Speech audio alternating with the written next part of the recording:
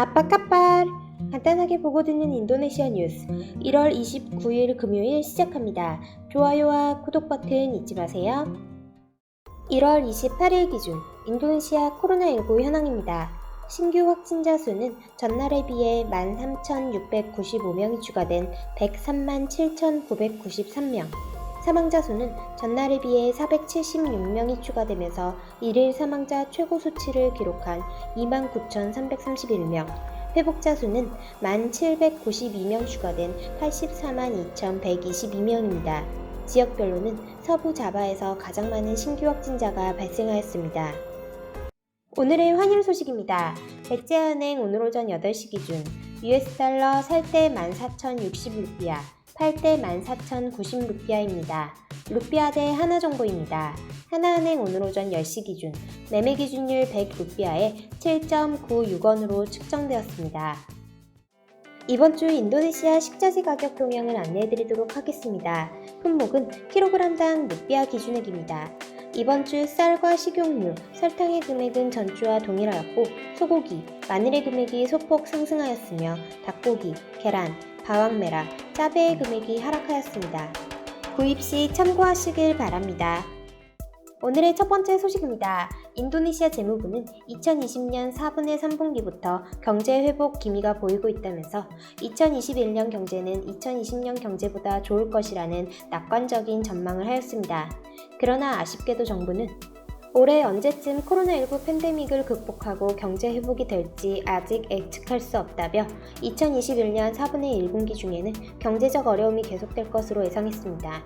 재무부 재정국장 페브리오는 우리 경제는 2020년 4분의 3분기부터 조금씩 나아져 4분의 4분기에는 더 좋아졌지만 2021년 4분의 1분기 중에는 여전히 회복하지 못하고 있다고 말했습니다.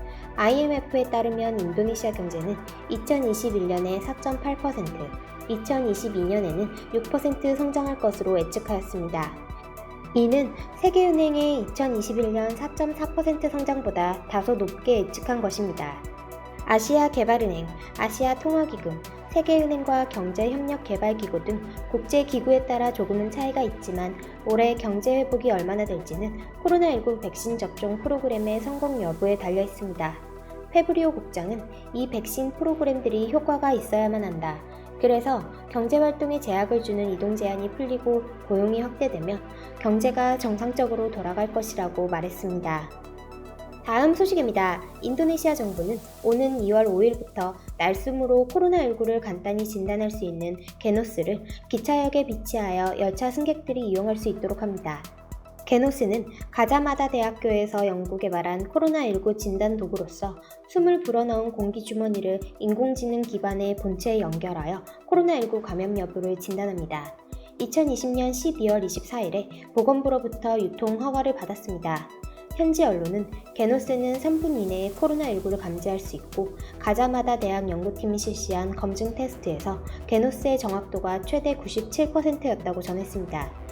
인도네시아 교통부 부디 까르야 스마디 장관은 지난 23일 게노스는 2월 5일부터 모든 기차역에 설치되어 코로나19 진단을 쉽게 할 수 있을 것이며 점차 공항 등으로 확대해 나갈 계획이라고 말했습니다. 부디 장관에 따르면 기차역에서 게노스 1회 테스트 비용은 2만 루피아다. 10만 루피아의 항원 검사에 비해 저렴하여 열차 승객의 부담을 줄일 수 있다고 말했습니다.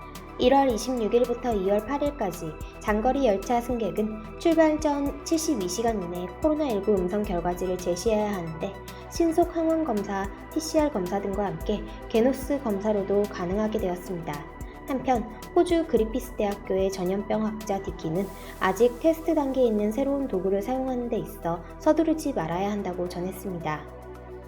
다음 소식입니다. 수개월씩 바다를 떠돈 로힝야족 난민선 2척을 인도네시아 당국이 받아들여 난민 캠프를 차려줬으나 대량 이탈한 것으로 나타났습니다.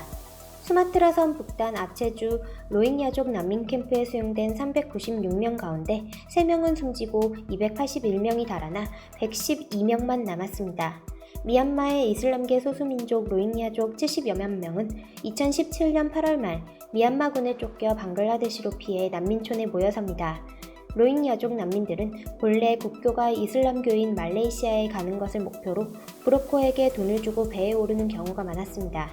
하지만 말레이시아가 코로나19 사태 후 난민 유입에 따른 감염 확산을 우려해 해안 경비를 대폭 강화하면서 난민선이 말레이시아 해안에 들어가지 못하고 수개월씩 바다를 떠도는 사례가 속출했습니다. 인도네시아 아체주 어부들은 작년 6월 25일 로힝야족 난민선이 침몰하는 것으로 보이자 99명을 구조해 육지로 데려왔습니다. 9월 7일에는 로힝야족 여성 181명, 남성 102명, 어린이 14명 등 총 297명을 태운 난민선이 아체주 우종블랑 해변에 상륙했습니다. 로힝야족을 구조한 인도네시아 주민과 지방 당국은 코로나19 확산과 난민 추가 유입 우려에도 임시 거처와 식량을 제공했고 이후 유엔 난민 기구 등과 함께 록세우마 외에 캠프를 만들어줬습니다. 난민기구와 지방정부 모두 난민 281명이 어디로 사라졌는지 설명하지 못했습니다. 난민 캠프 팀장은 우리는 그들이 어디로 갔는지 모른다며 다만 그들은 도망칠 구멍만 찾으면 떠난다. 그것이 그들의 목표이기 때문이라고 말했습니다. 사라진 난민 중 대다수는 브로커를 다시 구해 말레이시아 미립국을 재시도했을 것으로 추정됩니다. 인도네시아는 자국 노동력이 많기에 난민의 취업을 금지하고 돈을 벌기 힘들기 때문입니다.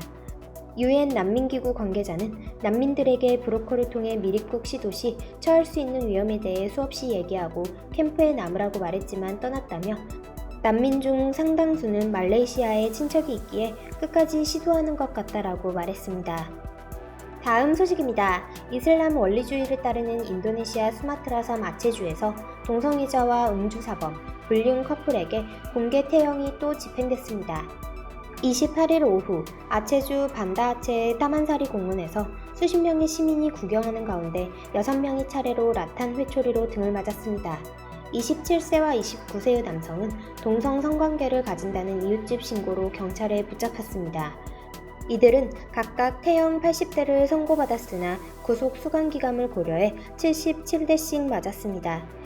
이들은 회초리질을 받다 중간에 극심한 고통을 호소하며 잠시 멈출 것을 요청했고 물을 마신 뒤 나머지 매를 마저 맞았습니다. 아들이 동성애 때문에 태형을 받는 모습을 지켜보던 어머니가 정신을 잃기도 했습니다. 나머지 4명은 음주 혐의로 40대, 불륜 혐의로 17대씩 회초리질을 받았습니다. 아체주는 인도네시아에서 이슬람 관습법을 적용하는 유일한 곳으로 주민 500만 명 중 98%가 이슬람 신자입니다. 이곳에서는 성폭력 범죄와 음주, 도박, 간통, 동성애, 혼전 성관계, 공공장소 애정 행각 등이 적발되면 공개 태형으로 다스립니다. 꽉 끼는 옷을 입은 여성이나 금요일 합동 기도회에 빠진 남성도 태형 대상입니다. 2019년 12월에는 여성 범죄자에게 회초리질을 하기 위한 여성 집행관이 처음으로 배치됐고 코로나19 사태에도 태형 집행이 계속 이뤄지고 있습니다. 아체주의 공공질서 담당관 헤루는 샤리아법 적용은 최종적이며 누구든 외부 방문객도 현지 규범을 따라야 한다라고 말했습니다. 인권단체들은 아체주의 공개 태형을 중단하라고 촉구하지만 이 지역 주민들이 적극적으로 지지하고 있습니다. 다음 소식입니다. 미국 달러 위조 지폐를 유통하려던 일당 3명이 수카르노하타 국제공항 경찰에 붙잡혔습니다. 경찰은 용의자들로부터 위조 지폐 미화 100달러 1,000장을 확보했습니다. 이 사건은 작년 12월 말 한 피해자의 신고로 경찰이 조사에 나섰고 3명은 각각 올해 1월 초에 붙잡혔습니다. 용의자들은 공항 지역에서 좋은 환율로 루피아를 달러로 교환해주겠다고 제안하는 방식으로 범행이 이루어졌다고 현지 매체는 보도했습니다. 3명의 용의자는 형법 제224조, 245조 및 250조 조항에 따라 징역 15년형을 선고받았습니다. 1월 29일 인도네시아 소식 여기서 마치겠습니다. 유익한 정보 되셨으면 좋아요와 구독 버튼 부탁드립니다. 테리마 카시.